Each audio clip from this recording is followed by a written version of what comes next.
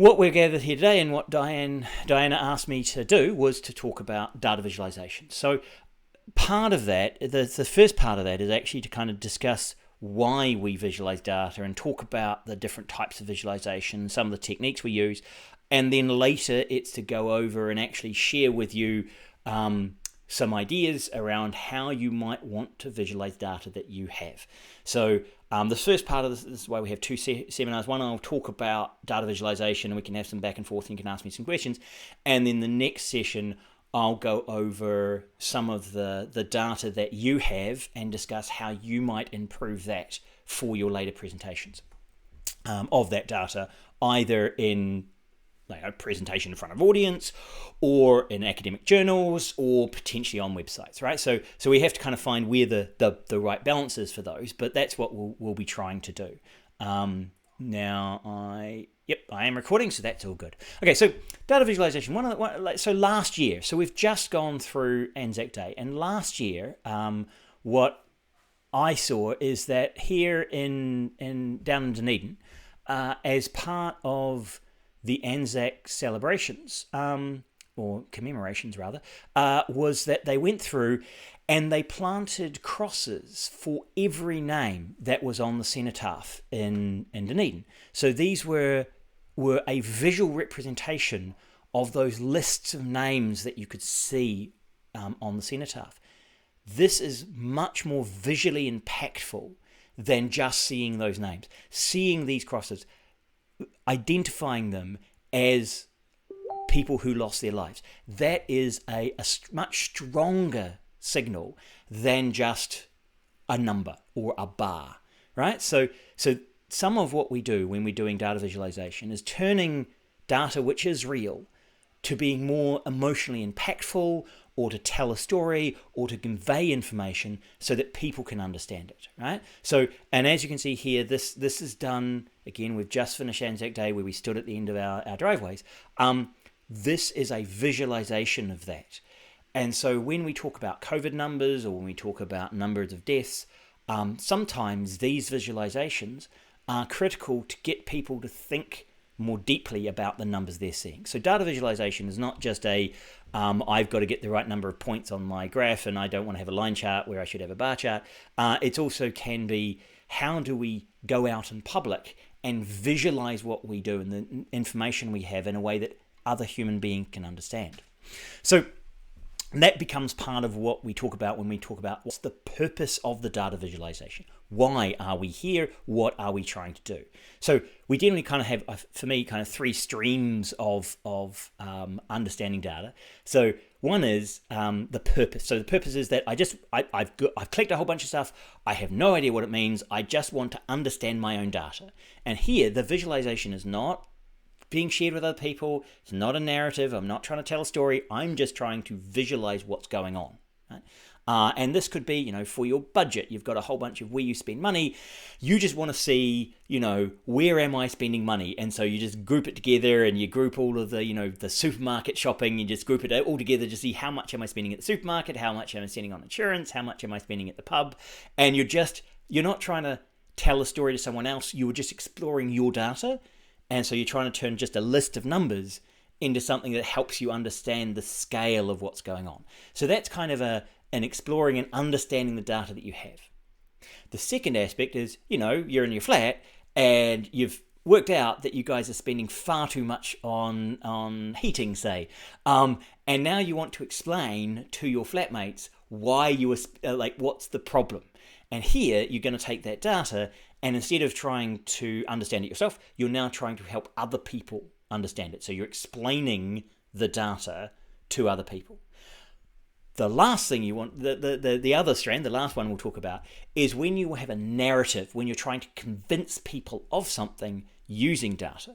And that's where you want to visualize something, not merely to inform people about a fact, but to get them to do something, to change their behaviors.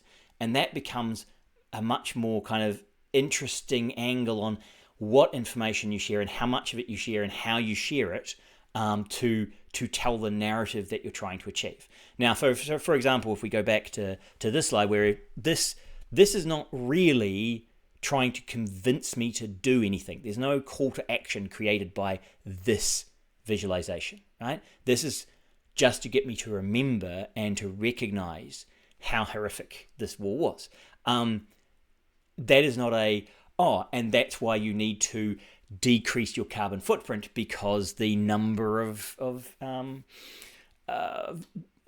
droughts are increasing, or the fire risk is increasing, or people are starving. So those kind of changing those lines and showing things could be more about couldn't access. All right, okay. So people have got to the GitLab repo. Excellent. So this is not about a narrative. This is about, well, it's narrative, but it's not a narrative to convince you to action. This is a narrative to understand the past. So when we do have a look at exploratory graphs, so the first one is the whole, I've got data, what does it mean? And there's various ways you can do this. One is you just do some real-time analysis. You could be exploring data that's coming in real time, and so you need to be able to respond to it. So you need some way of visualizing it so that you can quickly respond to data. And that's where we start projecting data from tables and from massive things into other visualizations to try and help us understand the relationships that are going on, right? And answer sort of what if questions. What if this was true? Or what's going on here? Or what if I scatter plot these two together? Are there relationships? And so I'm just exploring, looking for information. And so you can see some real-time visualizations. So for example, you can look at a Google Maps as being a real-time data visualization for exploring the best route, right? Because it includes traffic data, and so you get a red line like that saying, oh, that's a bad time to go. If you look at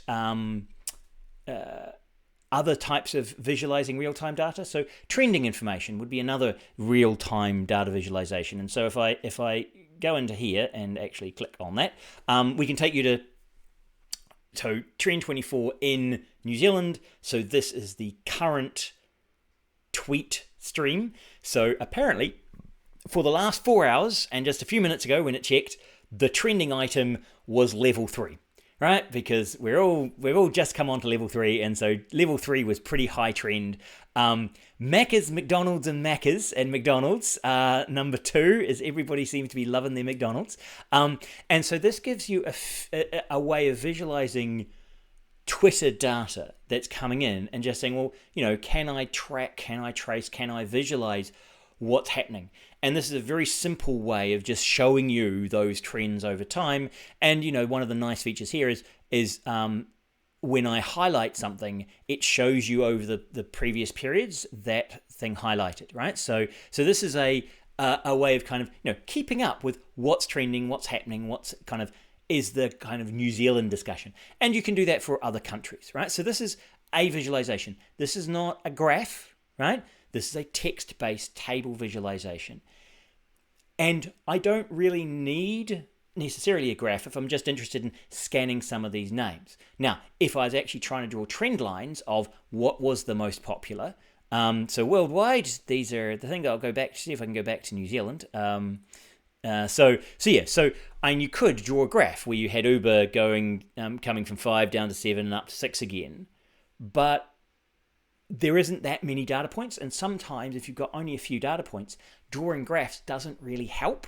So just presenting the data raw as it is might be the best way of exploring it, because if you don't know what the data says, trying to pick the right visualization or graph is very difficult. So you want to pick the simplest one you can do, and just a list of those topics is relatively simple. If we have a look at COVID-19, this is the big worldwide issue. Of course, what we're looking at is various ways of visualizing what's going on. So initially, you certainly have the first kind of like the source of a lot of this information is Johns Hopkins University. They've got a GitLab, which they've been updating, and where people are drawing a lot of data from. And so, of course, we have a visualization, and we have various ways of visualizing this. And they have, numbers down the side here. Now, this is a bit... So there are some problems with visualizing data like this. Now, you can see I'm actually having some problems loading the map. But so now the US is just a mush, and Europe is just a mush. And so this visualization, until you actually zoom in, doesn't really give you very much.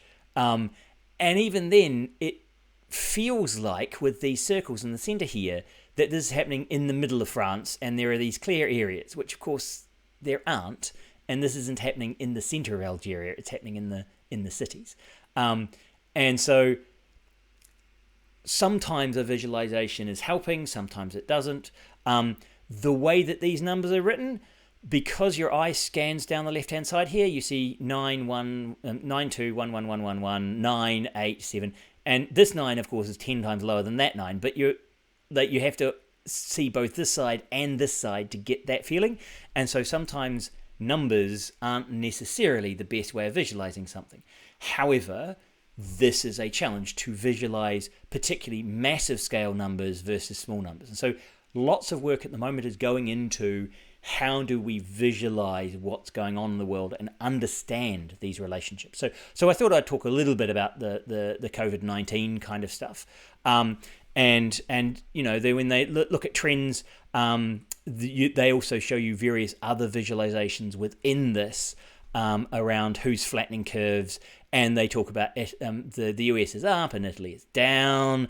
And so here they're trying to show you the 5-day moving average and the actual data, and trying to say, well, okay, given our analysis, what's currently happening? And you see here the US doesn't look like it's really going down, whereas Italy really does look like it's going down over time. Spain is down and bump. France is again down, whereas the United Kingdom, pretty flat. Belgium, pretty flat. So these are visualizations. They're giving you the numbers on the sides, and they're trying to help you think about data coming in from various places.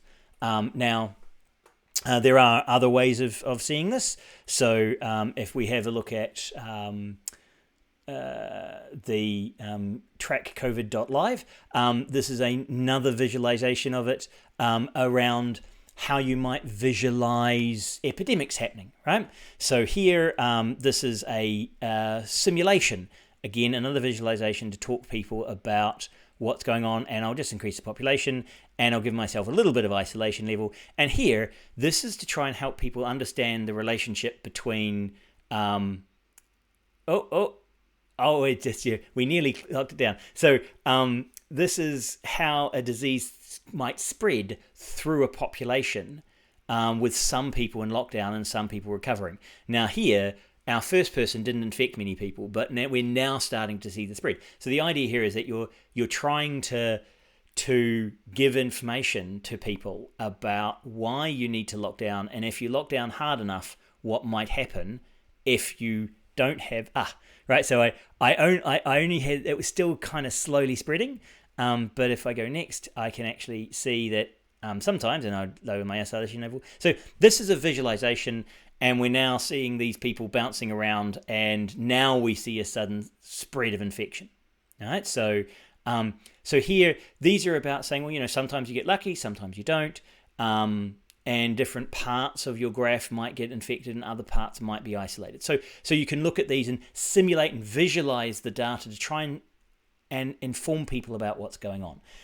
One of the ones that I use, and I think I include it later in this graph, but we'll talk about that, is COVID trends, and that is this site, and I've shared it before. But COVID trends is this site, which is a log graph.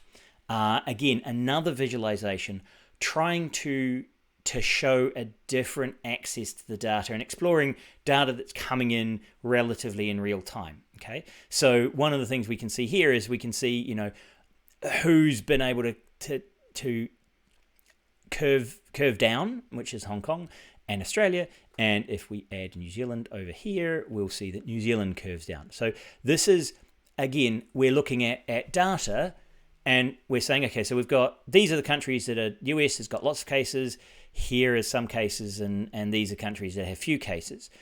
And instead of mapping against time, here we are doing total confirmed cases versus cases in the past week, which give us this idea of what's actually happening currently and who has got it under control, who's come away from this doubling line. And you see the US has come away, but they're relatively flat. Now, this data lies to you somewhat, and they explain it up here. So if you want to learn more, you can go up there. But one of the things to look at is this is on a log scale, and presenting this on log scale looks like, oh yeah, so this is kind of, I can understand that these are all along on a log scale. But actually, if I go to linear, which it allows me to do, I can say, well, actually, the US is up here. So this is the total number of cases. The US is just massively more than anyone else, right? So it's not the case that they're relatively similar. And even if I scan in just to down this bottom corner and go, okay, yeah, so Spain, the UK, Italy, France, they're all quite big. And then actually everyone else is down in this bottom corner. So if I just look at this bottom corner and say, okay, who's down here? And I'd say, okay, Singapore, Japan, South Korea, and Australia. Okay, that's where, actually, but there's lots down here. Okay, so what? Let's just look at this bottom corner again. And go, okay, so there's New Zealand.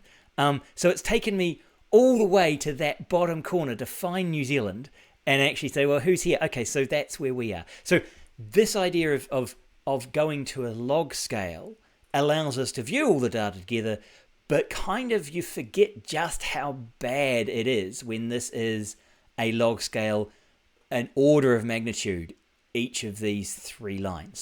So when you visualize, you have to understand the assumptions you're making and how the person reading the graph might misinterpret what's going on. So, and if any of you have questions about COVID-19 and those sort of things, where I'm happy to discuss the visualizations of those. Okay, so that's the first thing, is to kind of explore data, right? So so those ones are to some extent, we are mostly just exploring data and kind of seeing what it means and seeing what's going on. Once we move into communicating with data, we're communicating with visualizations. That's then about bridging that knowledge gap. We are trying to go from what you know and what the audience knows to where you want them to be, right? That's the next bit that you need to get over. And so we go from saying, well, what's the perfect representation of the data for me? What do I need to find out? To how do I make sure other people can read this? Not to convince them of something, just to show them all the information they need. And that then becomes a how do I visualize this in a way that other people understand? So some of the really nice ones, I saw this from the spin-off, and of course, Susie Wiles is a science communicator, so she's been doing a massive amount of work communicating around COVID-19. So this is a diagram that she's used to talk about a three spreading disease, and what happens when you cut one or two of these people out. So someone works from home, or someone doesn't go to the supermarket, or someone works remotely. So this is the kind of doesn't go to the barbecue, they fly domestically, they stay home. And this idea that by cutting out some of these people, you're able to massively decrease that explosion, right? So this is to try and understand what we mean by isolating, right? So that's trying to explain the data. Now that can also be used part of the narrative to try and convince people, once they understand the relationship between these things and how those effects can slow down the spread. This is another way that I saw South Korea.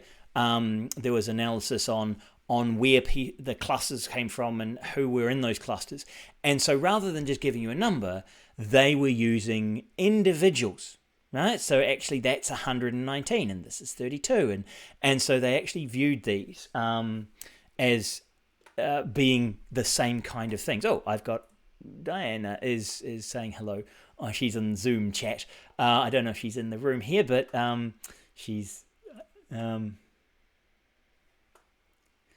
yeah. So so she was just saying, hey, we're trying to mostly do the right thing in level 3. But okay, so the visualization side, this way of visualizing and turning a number into people helps you understand what's going on. So if you actually go to the site, one of the nice things it goes through is it says, okay, so how do we understand how COVID-19 worked in Korea and the Korean clusters? And it shows you the first cases and the number of contacts they traced, and they do it by showing you people, right? So this takes away just a bar graph and tries to make it more emotive, because I could of course just use a bar chart or an area graph, and this is not as relevant as actually being able to kind of see these as people. Particularly what this particular data visualization is trying to show you is patient 31, because they had 30 patients who were all relatively easy to track, and they had one patient, patient 31, with over 1,000 contacts in the time she was infectious. And she got infectious, went to the hospital, she drove home, she went to church, went back into the hospital, went to a hotel, at a hospital, went back, and then went back to the hospital, attended church again, and then went to a public, and then got diagnosed. So she was infectious during this whole period. Now, this visualization is really nice because it shows you the line, it shows you a way of seeing this data to tell a story, right? So this is a really nice way of telling a story, and it tries to take time this way and shows you the movements. And then it shows you the cluster sizes. And so that shows you this massive 4,000 cluster because each of these people were a person that was infected, right? So that's why they're trying to use humans to visualize this rather than just numbers, right? And they show these imported cases. And so this is kind of telling a narrative, right? So that's a really nice way of turning your data into something that isn't just a diagram. And that's when you're starting to communicate and have people understand the data. Now, one of the things that I talk about when we talk about data in academic papers or when you're communicating on a presentation is that I kind of think of my graphs and my visualizations like the songs in a musical. Okay, so usually in a musical, when you're listening to a musical, the songs are part of the narrative. So if you listen to just the soundtrack of that musical, you can still hear the story progressing, right? Because those songs are relevant to what's happening in the story. It's a musical. Whereas other movies might just have awesome rock and roll soundtracks, which don't actually tell you anything about the story because they're not a musical. They are just good music that they used in the background of the movie, right? So what you want, if you are telling a consistent narrative in your academic work, is for your graphs and your visualizations to be more like a musical, where if I just scan your visualizations, they still give me that sense of what's going on, rather than just the whole, oh, this was fun, highlight, bang. It's actually part of the story and part of that narrative. Now, although I say, they're the musical, you still need words, right? So you can think of your graph like your music and the songs, but you still need text. Text is amazingly fantastic. I'm not going to underplay text. It's an amazing way of communicating. We are privileged that we can abstract things. So there are some really challenging concepts to visualize and draw. So one of the ones that we've had in our society was the risk of people questioning and knowing too much or wanting to know things. And so the idea of cherishing the fruits of the tree of knowledge. So if I told you to cherish the fruits of the tree of knowledge, I'm saying, there's this concept we have of knowledge, and its fruits are understanding and learning and the scientific method, and all of those are the fruits of the tree of knowledge. When you know things, you can work things out and you can derive things. So, but how would you draw the fruits of the tree of knowledge? How do you draw the tree of knowledge? Because knowledge is kind of that abstract concept of what's going on in my head. I can't draw it. And so what I need to do is I need to find another way of visualizing that. Now, there are other problems, like how do you draw inner turmoil? Right? So you can't write down a mental note, because if you write it down, it's no longer a mental note, it's now just a note. Right? So when you say you have inner turmoil, if I show your face in turmoil, it's kind of, well, that's not inner turmoil because that's now expressed turmoil. So some of the ways that words can be used cannot be visualized. How do you draw respect? Right? As a concept, it doesn't fit with that idea that I could draw it. Right? Now, one way they solved this was that in iconography, the fruit of the tree of knowledge became an apple, because Eve needed something that she could be visualized with, and so they did so the early Christian iconographers used an apple as the fruit of the tree of knowledge. And the only reason it's an apple is because they needed some way of visualizing that abstract concept. And that is where you start to have problems when you try and visualize something that's not clearly understood. Okay, so where it's an abstract concept, and that can create challenges. And anytime you create a visualization, people will read other things into that visualization unless you're very, very careful. There are lots of visual languages out there, and so some of these you need to be aware of because other people know these languages and you might not. So hieroglyphs, of course, were an ancient Egyptian, but there are other hieroglyphic languages. There is a language of flowers.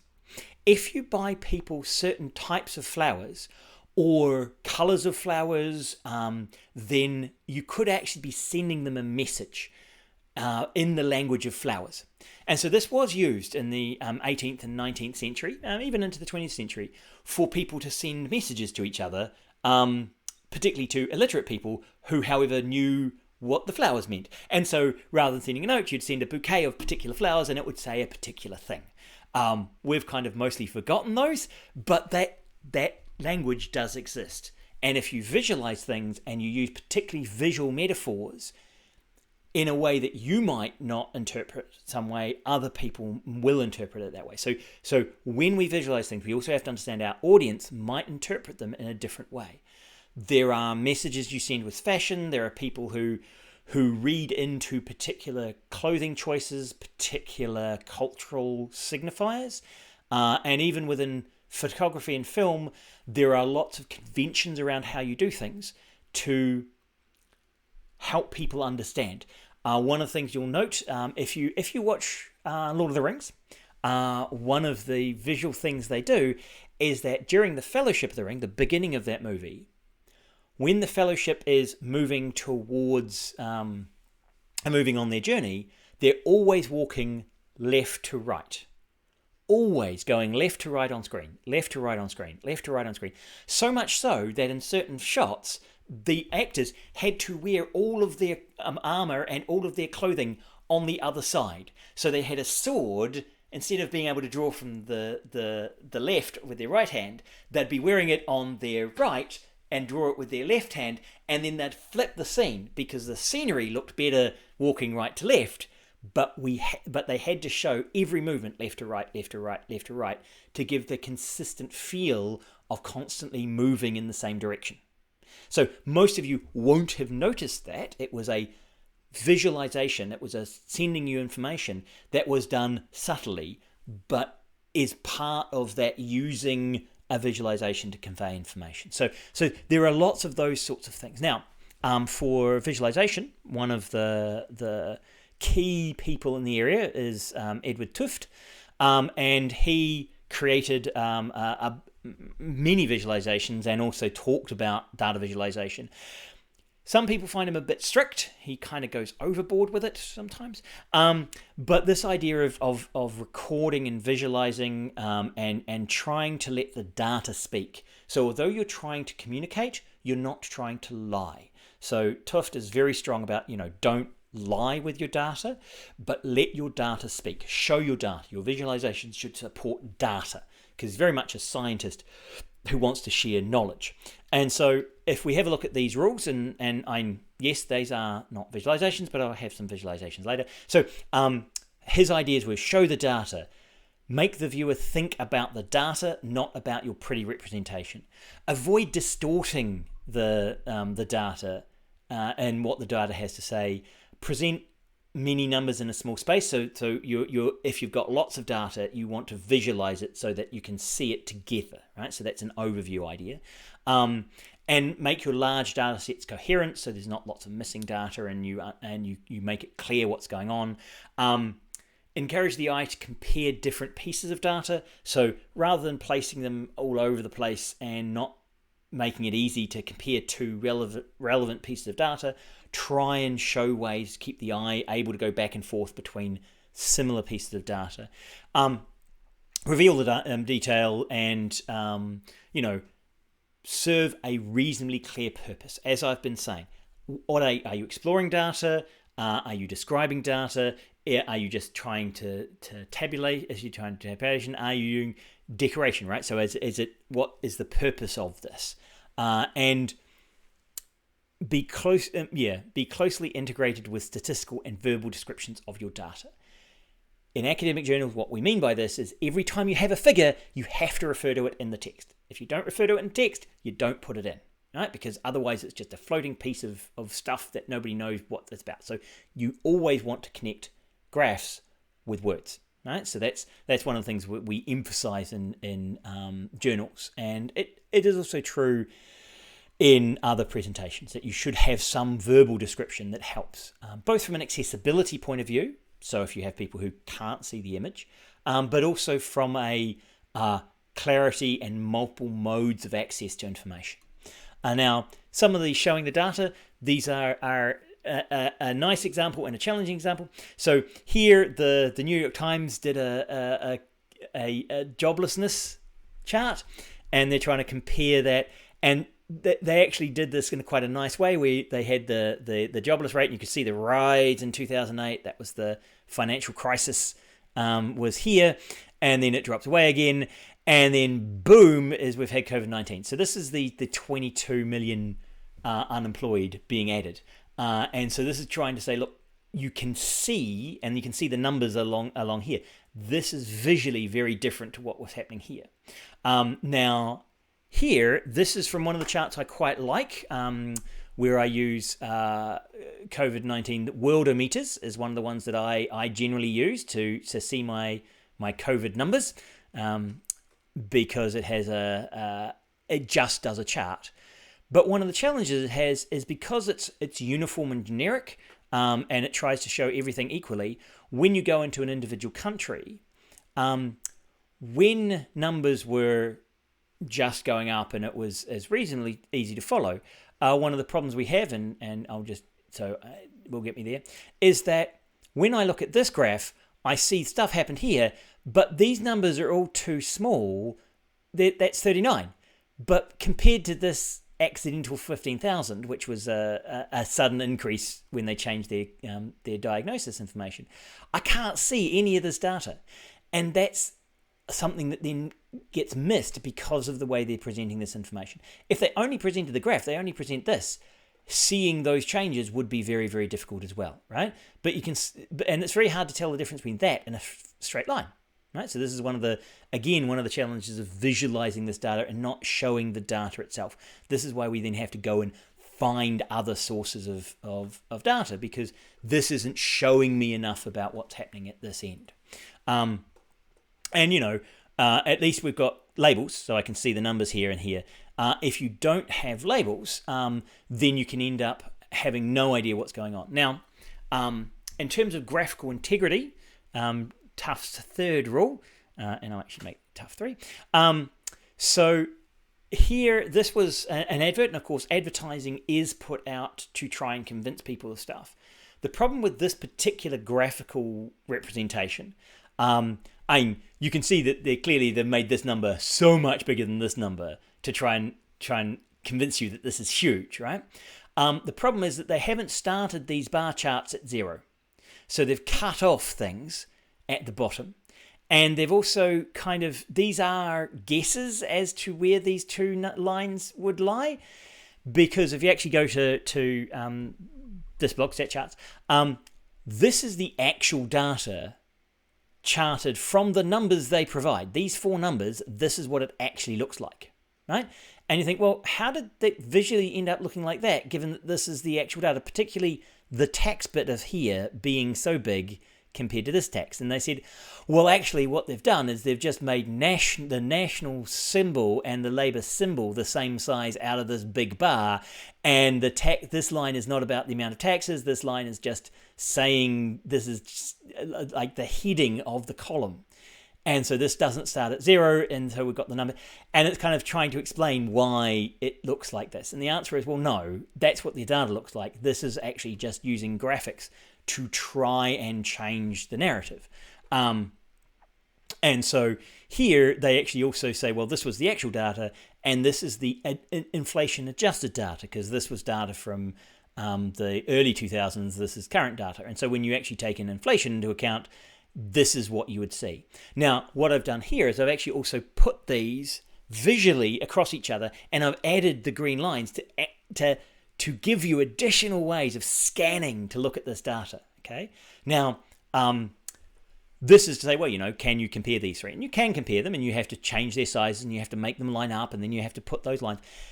This is a visualization of why that visualization is so far out of whack, right? Now, that would fail the are you being true to your data in your visual representation. In New Zealand, that was actually raised. Our advertising standard authority said, well, they have shared the numbers, so if people see the numbers, it might be okay.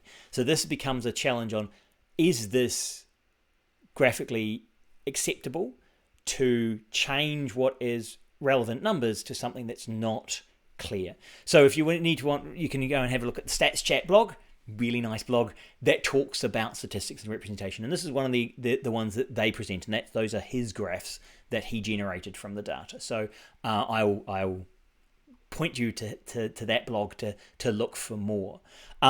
There are other things that are very common, right? So bar charts are quite common. One of the other ones that we see is pie charts. There are only very few occasions where a pie chart is a reasonable thing to do, and you don't do it for things like this. All right? So pass rates in computer science is by ethnicity.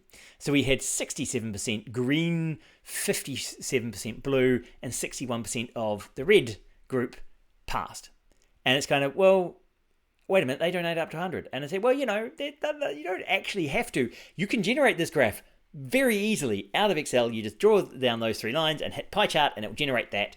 And it's just a big lie, right? And there's no way of comparing these. They're all about a third. The best you could say is, the pass rates are similar, but we're actually a 10% difference between these two. But it's kind of, this doesn't really show that. It's a really, really bad way of presenting information. So, even if it is ratios, it's not good. Now, I put that up as a silly thing for our computer science passing rate. However, I'm not the only one to use this. This was used by Fox News when they were looking in the 2012 presidential run of, when asked, would you back Palin, would you back Romney, and would you back Huckabee? There's 70% of people say, oh yeah, I'd back Palin, and 60% of them, yeah, but I'd also back Romney, and 63%, yeah, and I'd back Huckabee. So they weren't asked to choose between them. They would just choose, would you support them? And it's kind of, well, yes. So why are you doing this as a pie chart? It makes no sense. So this is a terrible, terrible, and it has all of the terrible things of even being a 3D pie chart for some ungodly reason. So this is where using a visualization is just bad. It confuses things. And pie charts, even for comparisons, are not great. If you had these three graphs and you compare them, you look at these three graphs and go, wait a minute, these all look relatively similar. When you look at the bar charts, you go, okay, this is red's the smallest and black's quite a bit higher than red. And yes, you look here and you go, oh yeah, that black one is quite a bit bigger than the red. But it doesn't really make it clear. This, you can see yellow is the largest, but it's very hard to tell from the pie chart that yellow is the biggest. And you can see here, they're going the other way. These two basically tell you inverse pieces of information. But it's very hard just from looking at those two to really see that trend going on and this trend going on, right? So this is a problem when you actually want to compare numbers. Pie charts are a really bad way of doing it. So if you can avoid it, avoid using a pie chart unless you absolutely have to. Now, there are some times when you might want to use pie charts. Here, the flower languages. Maybe you do put them in a pie chart just because it's pretty. Unfortunately, this means orange is 6% and red at 26%. This does not look to be 5 times larger than that. Or four times larger than that. They look about the same size. So this pie chart is not actually about trying to represent the number. It is just showing you a kind of color wheel. This one, so there is actually, the stats use a pie chart, but that's where they're actually talking about carving up funding, and they use it as an interactive thing so you can get to the data more quickly. It is more of a menu choice than it is about actually being used as the final way of visualizing things. So they try and use, and if you go to StatsNZ, they can use that pie chart in a reasonably effective manner, but it's very rare that you'll find a good use of a pie chart. You have some other things that, transitions, representing a transition, saying, okay, this is a good histogram, and I'm showing, the ratios of mobile usage to desktop usage and how that changed within a year. It changed significant. That was and it had a wee diagram here. I am a little bit concerned that it has 120% here because, they just used a standard graphing tool, and when they had 100% of the market, it wanted to show the top, and so it shows you 120%. And I'm thinking, no, but there's nothing that can happen up here. This is a silly number to have included. And as professionals, if you're presenting data in papers, that's the sort of thing that might trip you up. That a reviewer will go, don't present impossible data on your graphs, right? That's laziness. You need to cut that one off, right? So this is where, although this part of the graph is good, this bit of the graph is impossible, and so shouldn't have been there. There are, a good use of a line chart. This is an excellent use of a line chart here, where you're seeing a monthly figures, and you're looking at the market share. You can see Windows has been decreasing, and it was March 2017 was the first time that Android usage in terms of operating systems surpassed Windows in terms of operating systems. And so this is a nice chart showing you over time how that changed, and that the other two are not significant players up until that point, right? So that's a sensible line graph. What you have to avoid are these sorts of line graphs where you might have a value for red, a value for green, a value for blue, a value for green, and a value for orange. These are categories of data. They are not a scale. And if you draw a line between red and blue, are you saying that there were 7 reds and 2 blues, which means there are going to be 4 purpley coloured things? Right? That's what the line says. The line says, I can go from this point to this point, and there is valid data that I'm interpolating between these 2 points. And that's just a lie. That's a lie of a line chart, and you should never do that, right? So if you've got categorical data, if these were people's names, and you were drawing, their heights, and you drew lines through that, you're saying, halfway between me and my brother, there is a person who is half of that height. No, that's not how this works. That's not a real valued axis along the bottom. It's category data, right? So you can't just integrate between two and go, look, I can draw a line between these two and put a dot there. If a line creates fake data, then you are breaking your graph and you're making your graph much worse. So don't ever use lines when you are actually talking about things that change category between each area.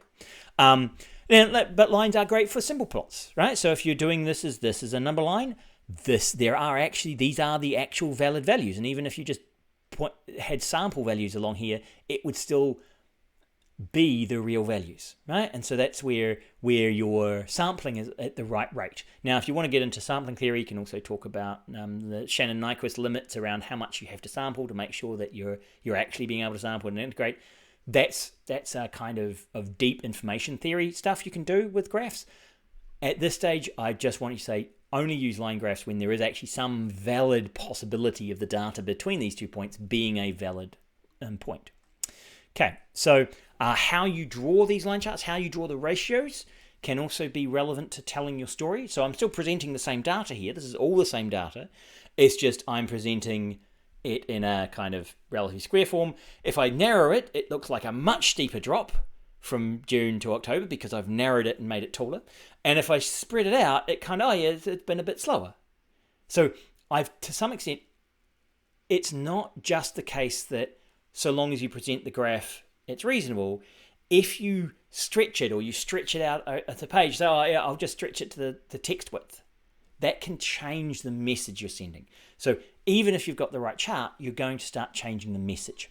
And so that's where we start getting into this. Okay, what message are you trying to send? What is the narrative you're trying to tell?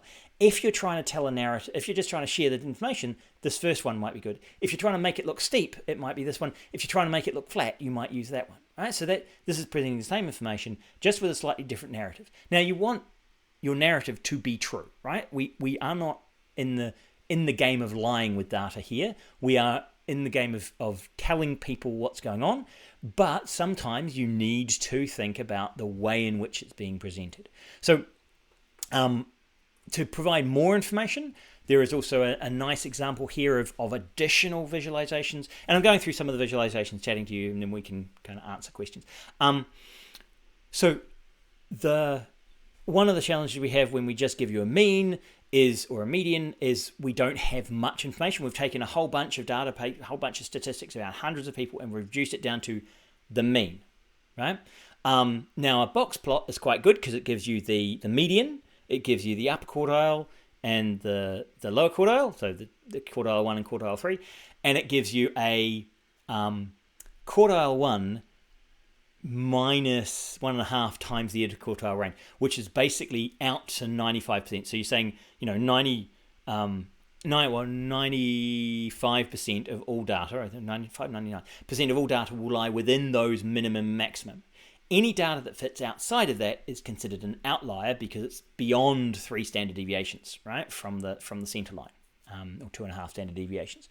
So that's what you get from a plot. It doesn't really tell you what's going on within the data. This is good if you assume that there's a normal distribution. However, if you have a bimodal distribution, you might not know that from this visualization. This visualization destroys bimodal distributions into a standard uniform distribution. So when you think you might have bimodal distribution, that's when you start thinking about something like a violin plot, which has both the box plot and the inside of it, plus the distribution.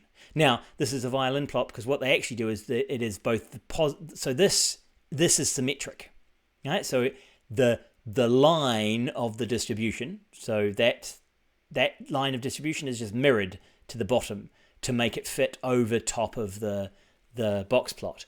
Now this has given me additional information. It's told me that actually there tends to be 2 groups of people here, a group down this end and a group up this end. So it's not the case that I've got a normal distribution going on here.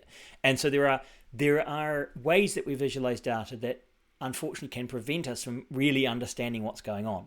And so here, it would be critical to be able to see the distribution more than just the mean and the variation, right? So this becomes an interesting challenge. So, for example, in flu viruses, the COVID-19 is mostly affecting elderly, but in normal flu, you have some people at low end, some people at the high end. So the average age of someone who dies from seasonal flu is in their 20s. But that's because there's a bunch of children that die and a bunch of old people that die. But very few people who are 20 die. But if you just take the mean of the age of people who die, yeah, it's in their 20s, right? That's a terrible way of visualizing that data. So although you take a mean and standard deviation, you'd still have a mean around 20 and a big standard deviation. You say, well, okay, it seems to be distributed evenly across the entire population. The answer is no. It's humped at either end, right? That's where the data actually fits, at either end, like this, right? Not in the middle, even though that's where the mean might sit, right? So that's one of the things we need to avoid when we present data, is losing some of the critical aspects because we're doing things like finding means. This is a nice review. There's of a site, and I actually I didn't have the link. I'll send the link out. They took a bar chart from the World Health Organization, or Gender Equality, I think this was, and gender parity index of the adjusted net intake rate for primary education, right? So this is primary education, and it's saying, countries at this end. So Pakistan has very few females joining, and the Philippines has more females in it than males, right? So this was kind of trying to show that. And through a series of steps, we actually go from this, which is kind of, hardish to see, and we're actually only at 0.82, so we're not going from 0 either. New Zealand's in the middle here, and it's kind of, it's hard to kind of work out what's going on. What it does is it says, okay, the first thing is we're actually interested not in the value up from the bottom. What we're interested in, the deviation from 1. So rather than visualizing the gap, right? So rather than saying, okay, I'll come up from the bottom a certain amount, what I want to do is say, actually, I'll view just the difference from the center line. And so here you can see this is equality, and it says Pakistan fits way over this side. So that's girls being disadvantaged. And then all of these people are kind of in the middle area. And these are countries where women seem to be advantaged, right, by their system. So it kind of says, okay, the middle is the band that you want to be in. And then these two are the extremes. And so it visualized that rather than visualizing up from 0. Because up from 0 is not really an interesting thing, because you don't have only women attending education. So you're not going to get down to 0. And you're not going to have only men in this system. So you're not going to get to 2, right? So you've kind of limited that you're never going to have these systems. And so this idea of actually measuring it from the goal position rather than measuring it from 0. This is a change in the way you see the data. And then also, because tilting your head on the side and reading all of those is quite difficult, you can rotate the graph, have the names written out in the way we would normally read, and then have the bar charts running horizontally from them rather than vertically above them, right? So rather than get stuck in the, it has to be a bar chart, I have to have a Y, which is scale, and the X are the categories, maybe I can rotate it and use the bars horizontally. These are things that you need to kind of free yourself from a locked-in visualization mode into what is a better way of visualizing this. There are some very interesting plots you can show. For example, this is a sunflower plot. One of the challenges of showing visualizations is when you have too much data, that all lands in the same spot, right? So here, if you were looking at there are if you're measuring, and you can only measure at certain points, right? So you measure at 64 and 64 and a half and 65 and 60, yeah. So this is I think 65 and a half, 66 and a half, 67 and a half, 68 and a half. So you can only measure at certain points. So this has got a lot of data occurring at certain points. So these have been measured and these have measured. This is a weird plot. Again, you have to understand your audience. What it says is that when you have a single spot, you just have a spot. If you have two people, you have a line up and a line down. So there are 2 pieces of data here. There are 4 pieces of data there. There are 3 pieces of data on this one. There is like 8 there, and here we've got large numbers of data, right? So the idea is the number of lines tell you the number of data points that have overlapped. Sometimes you'll see heat maps doing the same thing, where it just becomes broader and redder and spreads the data, right? So these are different visualizations, and this is a kind of line-based visualization. Okay, so now I've gone for an hour. I was going to talk for a couple of hours in this session, and also I'll if you guys need to go and get a coffee, I'll get you to go and get a coffee now, seeing I've talked for an hour, and then I will continue to talk shortly. So what I'll do is I'll pause my recording so that my recording doesn't get too long, and we'll come back in 5 minutes after you guys go and take a break, or ask me any questions. Right, so now we're off pause. Okay, so we're back into talking about human psychology, and one of the questions we've been asked is on the chat was to talk specifically about the tools that I recommend. So that's what we'll get to. Okay, so all of this discussion and talking about these things is about communicating with human beings. Because certainly, if you are just trying to communicate to a program, it may actually be best to have your data in JSON and use an XML format and just dump the data to the program, because it's not trying to visualize it, it's just storing data. So this is all about human and human psychology.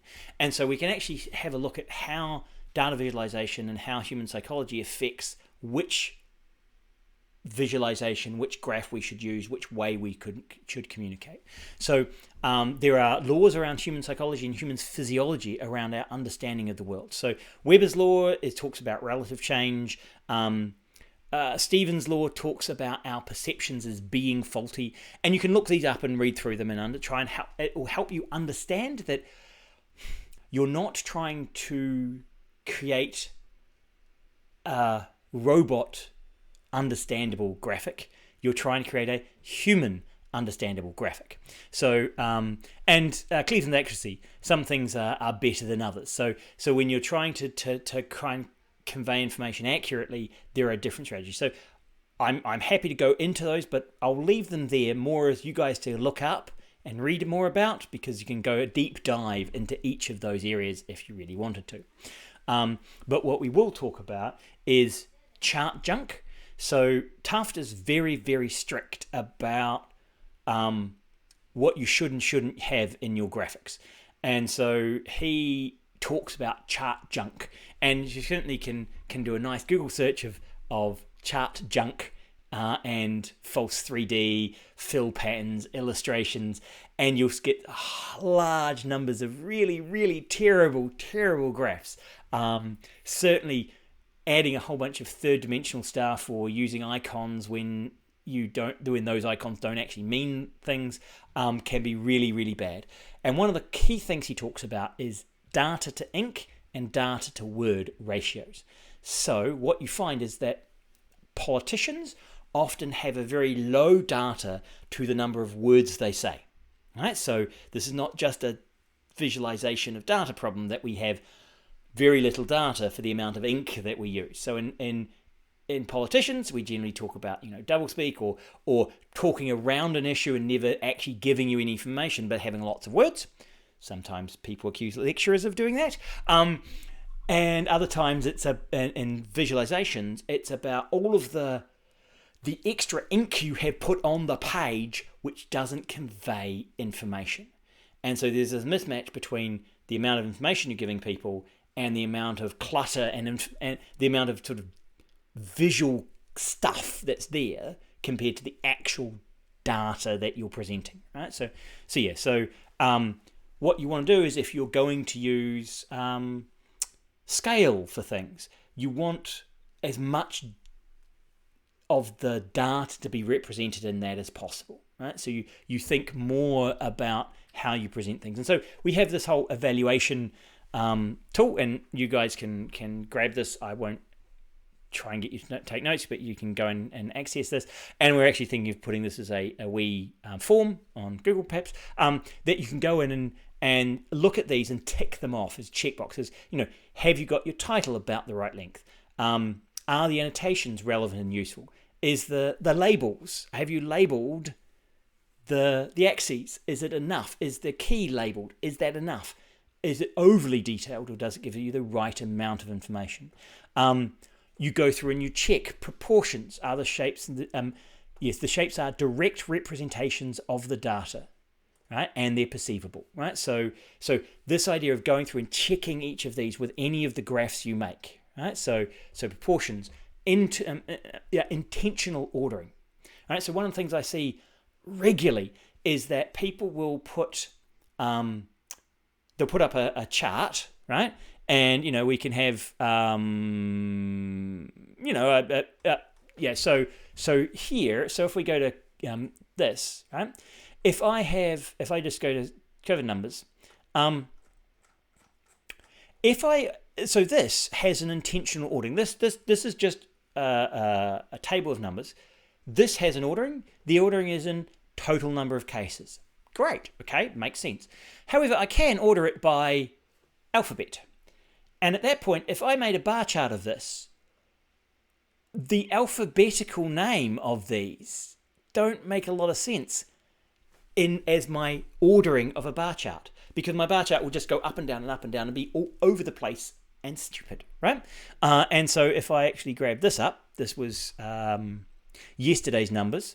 So if you look at this and you order it, and you actually took this and made a bar chart out of these two pieces of information. So you just do that, and I don't necessarily recommend doing this, but it's made a terrible chart there now. But if I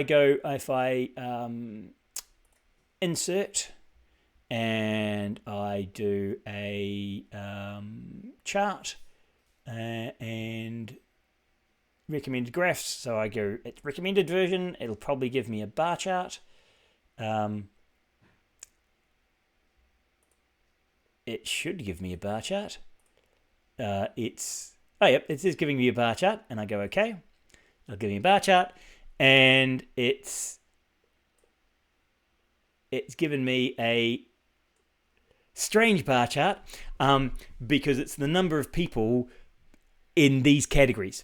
Yeah. So the number of countries, because what it's done is it's got that completely round the wrong way as to what I might want to actually do. So you have to then go and change your let's see, if I go to bar and go okay, right, that's a wee bit better, but this is odd, right? I have USA along here, which is now number of cases, and these are the names of places, right? And it's kind of, that's okay, because you can see this is now the USA, and I've got somewhere in here is around. Though I've got a whole bunch of data that's not represented. This is a really useless graph. I've created a bad graph. And having that going alongside, again, that would be a silly thing to do, right? So you have to do a lot of work on this chart to get it to be reasonable. But if I then reordered this chart, not by name, but if I sorted it by alphabetically, so if I do that and do data sort, and I have a header row, yep, and I sort on country. All right. Then when I have a look down at this chart that I made, it's kind of, what? And it's now like also gone in reverse for some reason. It's gone from high to low because it thinks this is a high value because this name is the high value. This is a terrible chart. And this, right, that is just, there's like no really useful information happening in this bouncing back and forth that way, right? So that is a really bad visualization. And so this unintended ordering is a bad idea, right? Because so when you order something, know why you have it in order. Alphabetical ordering, generally not particularly relevant. Even sequence in which something occurred might not be the relevant ordering. And that's why you might look at COVID trends as being quite different, because it doesn't use time as the ordering along here. It measures confirmed cases versus new cases.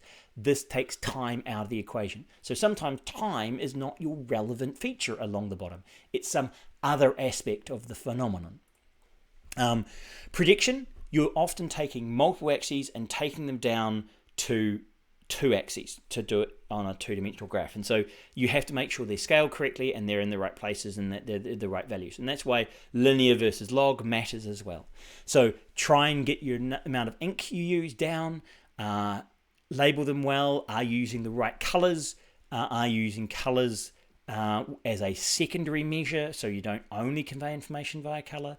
Are you showing the significance, relevance, accuracy, meaningful, and accessible? Right. So those are kind of overview meta reasons to have your graph. Is this graph significant? Is it really adding value to the discussion? Is it relevant to the text that I'm doing in the narrative I have? Is it accurate? Am I actually saying what's in the data? Is it meaningful, that it helps the meaning, right? So it's relevant to the surrounding text and it helps meaning, is meaningful, and accessible, can other people see it? So this is kind of an evaluation checklist that you could use to look at your graph and say, okay, is this graph fulfilling all of these? Right? Just to remind you to think about them.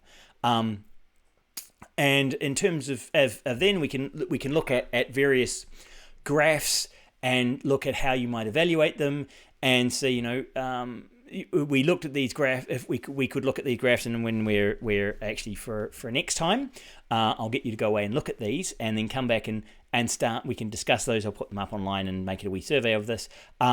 Discuss which of these you think, like list the 7 graphs and how easy it is to estimate the size of the numbers represented. Right. So here it's saying we know these are all very different ways of presenting information. Some with areas, and some with positions on a scale, and some with individuals, and some with lengths. So if I present all of this information, can you rank these as to which you find most understandable? Now, this is a way yourself, when as one of the students asked, is how do you do this? Well, one way is you create multiple visualizations of your graph, and you try and work out which one gives you the most clear information and is understandable. In terms of tools, so what tools do I recommend? So the one that I think is certainly coming out as being the tool of data science is R. So if you're interested in producing graphs and you're interested in analyzing data, R as a programming language with visualization tools is probably your best. RStudio is potentially the best way of getting into having R. So you're not programming in raw R. You've got an IDE that allows you to do things. And in fact, so what I've been seeing recently is if you're interested in doing online tools, so you want interactive graphs, so you want to put something on your website that's an interactive graph of real data, then Shiny is a really nice tool to add to RStudio, right? So Shiny it generates web apps and web interfaces for data, and so the COVID-19 a lot of the dashboards for COVID-19 are being done in Shiny with RStudio, right? So you can find good versions of that. So I have RStudio on here. So this is an RStudio I imported. And we can see here I've got an import into COVID-19 from the from a Excel spreadsheet. So that Excel spreadsheet I was showing you, I imported in here, and then I can run the source, and I believe it will generate a graph. And I was playing with trend lines. So R allows you to do a whole bunch of stuff like adding trend lines, and allows you to plot the different values and create log scales, and give the labels, the Y label and X label. So this is a very simple way of just visualizing and getting some graphs up and interacting with those graphs in a studio way, right? So RStudio is a really nice way of doing that, and you can start looking at how you can draw linear trend lines on log graphs and those sort of things, and it gives you formulas that it generates. Okay, so if you're interested in your in producing and analyzing data, then RStudio allows you to save those and then rerun that data. Now, this one currently is reading that data in from it has read it in from an Excel spreadsheet. You can also use a data frame, which means you can then access real-time data from an SQL database or from a web source. And so for a bunch of certainly the Johns Hopkins data, you can actually find the R scripts that allows you to connect to them and draw down the real-time data and then have that visualized on your graph. It also means that if you have data stored somewhere, you can create graphs that are constantly updated by referring back to the original data. So if the data changes, the graph changes.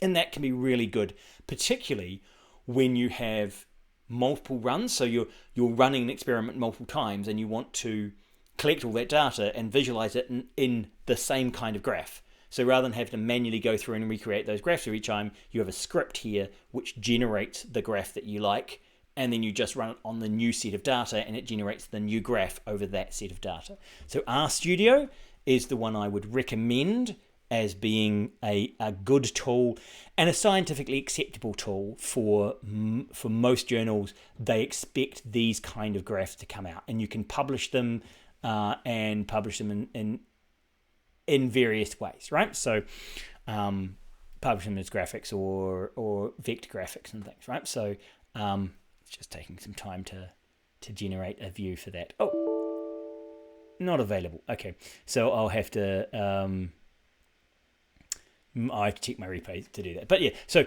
R and R Studio would be the one that I'd recommend. In our fourth year course, we also use D3, and I quite like D3 as a JavaScript library. However, there is some setup cost and some setup time, and it takes a wee bit to understand and manipulate D3 to get it to do the right thing. However, it has a really large number of examples on how to make amazing visualizations. So this is a D3 gallery. And so here, this shows you how to do each of these kind of interactive visualizations in D3, right? So there's a large source. Shiny also has examples of large of examples of how to do diagrams, and this is how to do multiple different scatter plots in D3. So you're taking one set of data and you are creating a large number of visualizations of that data projected onto different axes, right? So you can think of this as having there are 4 aspects of this data, and so this is projected onto itself, which is why those are all identities. And so this is, you can see here, it's got the sepal length, sepal width, petal length, and petal width. Of course, their identity when projected against each other, but here it scatter plots those. So this is sepal length versus sepal width, and so you can see that that's kind of got this category here all clumped together. These guys are a bit intermingled. If you just look at petal length, these have short petals, these are medium petals, these are long petals. So these are different species, and you can see them visualized as different scattergrams. This would be exploratory, right? So if you set this up and say, well, I just want to look at each of these and see if I can find one that's interesting and separates the data. And blue seems to separate pretty well from green and orange, but this would be a bad one to separate green and orange. This feature might be a reasonable feature to use, this combination. You could start thinking, well, maybe these two are a better way of separating them. So this gives you a way of exploring your data just by mapping against those multiple projections, right? Because we've basically got 4 dimensions of data here, and we're just mapping each of the pairs of those 4 dimensions against each other. So that's an example of doing an exploratory graph. You can do the same in R. R allows you to do exploratory graphs as well. I traditionally used GNU plot. If you are using LaTeX and you really like LaTeX and you like doing your graphs in LaTeX, GNU plot is fantastic. It allows you to plot data and create reasonable graphs. Making them pretty is hard work. You can do it, but it does take a bit of fiddling with the lines and the colors and setting up styles and setting up text styles. But it's really nice that you can actually go deep in the weeds and make the LaTeX generate GNU plot graphs on the fly from your data, so that you can work entirely within LaTeX and not use a separate graphing IDE tool to generate your graphs. You do it entirely in LaTeX. And if you're keen, I can show you how to do that, but I actually have it in a few of my example repos. There is actually a LaTeX GNU plot plugin that you can use a GNU plot package in LaTeX to then have your GNU script, your GNU plot script, embedded in your LaTeX file. So if you're keen and somebody wants to know more about that, we can show it on Thursday. And Tableau is another one who has also been really good around COVID-19, that they're providing data sources around COVID-19 to anybody who wants it. And so Tableau, if you're interested in a more user-friendly way of visualizing data, and you're willing to license something, then Tableau is quite a nice tool, and I'd also recommend that. It generates prettier graphs again, right? So this is a kind of which tool is best.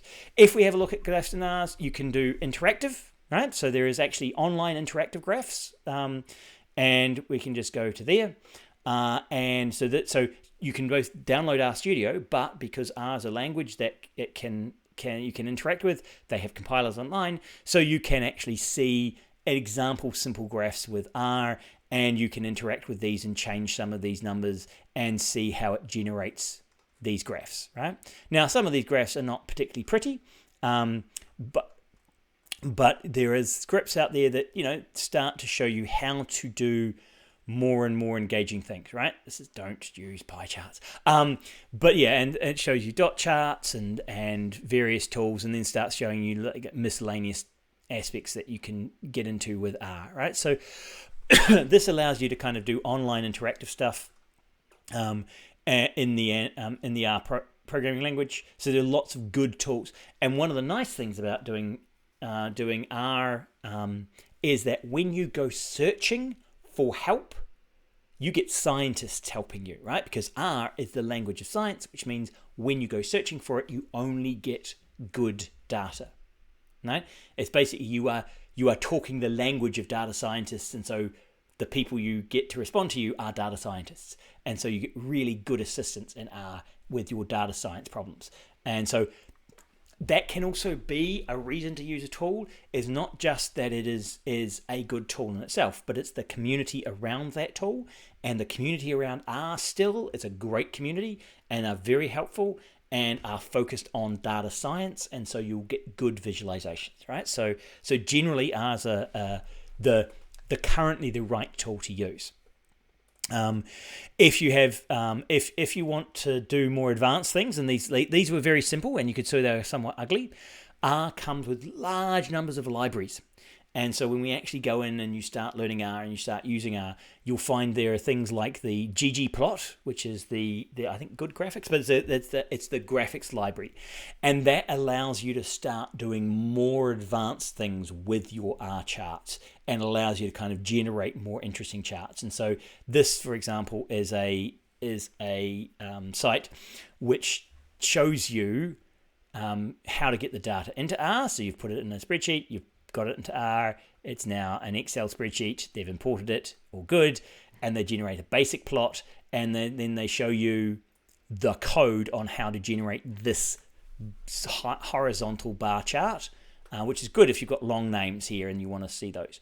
And then you can start refining the plot, and it shows you at each stage how to start refining things and how to move things around, and then how to give them the text nice fonts, and so you can get to a nice looking graph that generates the information you want. Okay, so that's a good example. It shows you each of the code of how to achieve the next step in the process, right? So you can see here, this visually has changed quite significantly from here, right? So and from the default one we came up with when you first just told it to generate the chart, to the code at the end here, which is now looking more like something we might see in a journal, and has all of these instructions. Okay, so this is the good examples of how to do R, and you can play with that. You can go into RStudio, you can copy and paste that in, and it will generate these graphs for you,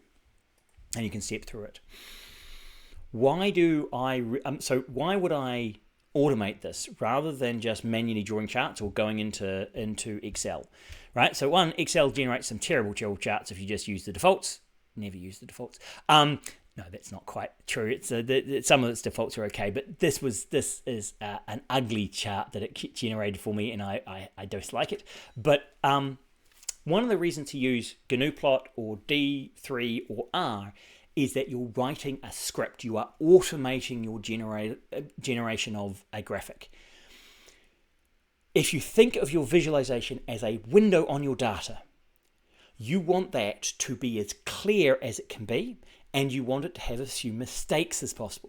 One of the classic problems with using a spreadsheet is you put your data in a spreadsheet and you accidentally delete a piece of data, or you do something and now your data is corrupted, right? By writing something that is merely a script that takes the true data out, is a unified, consistent, automated script that generates a graphic, it means you've removed your human error from the process that might change it. At each time you do it, there's another chance for human error. Now, there's certainly human error in your writing a script, but hopefully you'll detect that. And if there is, each one of your graphics will have exactly the same error in it. And so when you fix it, you'll fix it for everyone, right? So it actually is far better to use scripts to generate these things than try and do them manually. When we look at data handling and accuracy, you can get a much higher accuracy when using the scripting tool because you have all of the process recorded and you can go in and add additional steps and refine things and make it better over time rather than having to manually recreate the graphs every single time, because that means that you if you get more data, you lose more time. Whereas if you automate the process, you save time because the process you set up is correct. And that's why we much prefer scripting to trying to do this manually or just in Excel where you're just clicking through and adding things one at a time. You write the script and you run that multiple times. In GNU-plot, I use EPS LaTeX and I embed the LaTeX, the GNU-plot data in LaTeX. That gives me some really nice features where I can actually use a LaTeX math in my charts, which makes it really, really pretty. Again, if you're doing LaTeX, then you might want to consider GNU-plot.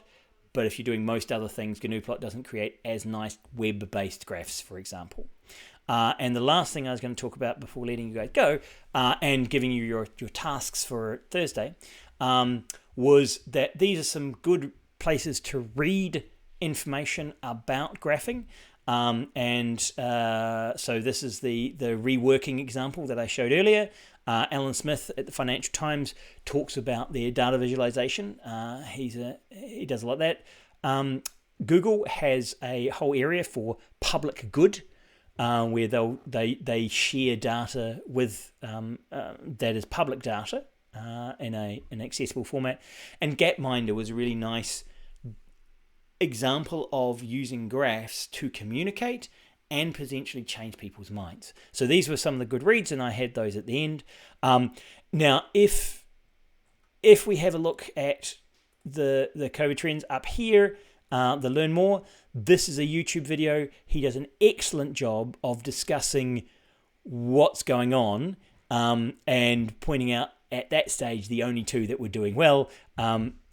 And so you should also go and watch that video from COVID Trends. I have it on the GitHub site. So you can see now we've all come off that trend.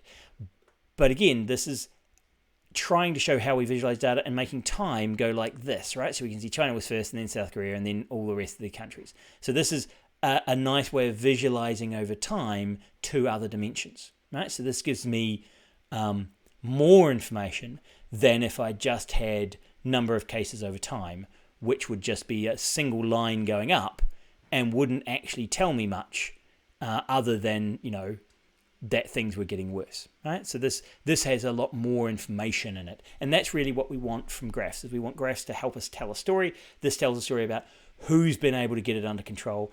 And if you looked at the US, you'd say, okay, which areas have come off and which areas are going up, and who is ready to leave lockdown. And some of these are flat; they're not going down, right? So when you look at the rest, Louisiana, yep, they're going down. They might be okay, right? So this is a way of quickly seeing what's going on, rather than seeing just those lines that go up all the time. They don't actually help much in this because you don't see the fine details how they've been progressing over time. Okay, so yep, my stream is still running, and I can now. So that was my presentation. I'll then go to questions, and I'll talk to you guys now. For Thursday, what I want you to do, and you don't all have to do this, but I need to get at least one of you. I'm looking at you. At least one of you need to give me some data that you have and a graph that you had, and then what we can do is we can look at how we make that graph better. And so what I want to do is a bit like this last link that the good example we're working, like this link, where we go through and take a have they removed that? So did it get killed? Financial Times have just destroyed my link. That's not fair of them. I checked that the other day. It was going to the right place. Okay, so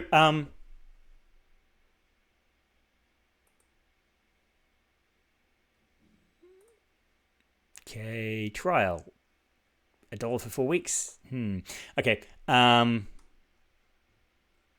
Okay, so they've now put that behind a paywall. That's annoying. So the idea here is that we take your current graph and we step through it and we work out how to make the graph look good. And it's a bit of a dialogue back and forth that we need to do, right? Because I can't just kind of go, oh, it should look like this, because unless I know the intent, I won't make a graph that fits your narrative. So we need to discuss what you're trying to show. And then if you can show me those graphs, we can then work through how you could show it in a different way to make your graph better. Now, this is a bit like doing a code review where we'd look at code and try and make it sort of logically fit. But this is now a visualization review where we go through and step through the how do I improve this graph to help it convey the information that I want it to convey. Okay, so if one of you, at least one of you can do that, if a couple of you can do that, we can go through a couple of examples on Thursday. Okay, so that's what I want to do on Thursday, is go through your examples. Now, if you like, you can use this checklist and say, go through one, find one that maybe doesn't do everything you want to, and then we can try and improve that. Okay, so I'll see you on Thursday. I'll just stop my recording and then I'll answer some questions.